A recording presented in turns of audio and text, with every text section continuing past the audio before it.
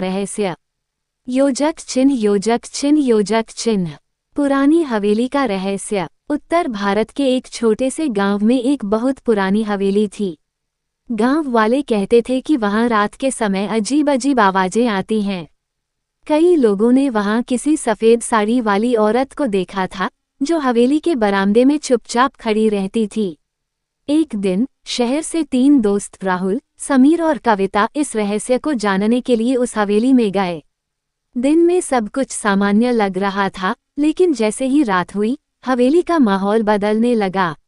अचानक कमरे की खिड़कियां अपने आप बंद हो गईं, लाइट्स झपकने लगी और एक ठंडी हवा पूरे कमरे में फैल गई। कविता ने देखा कि एक औरत, जिसका चेहरा साफ नहीं दिख रहा था, सीढ़ियों पर खड़ी थी। उसके हाथ में एक लालटेन थी और वह धीरे धीरे उनके पास आ रही थी। राहुल ने हिम्मत करके उससे पूछा, तुम कौन हो? औरत ने धीरे से कहा, यह मेरा घर है। और तुम लोग यहाँ क्यों आए हो?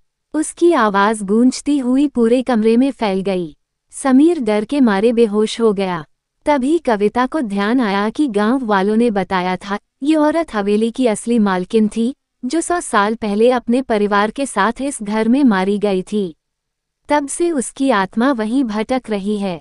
अगले दिन सुबह जब गांव वाले हवेली पहुंचे तो उन्होंने देखा कि हवेली का दरवाज़ा खुला है, लेकिन अंदर कोई नहीं था, न राहुल, न समीर, न कविता।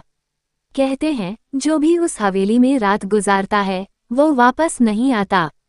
योजक चिन्ह, योजक चिन्ह, योजक चिन्ह।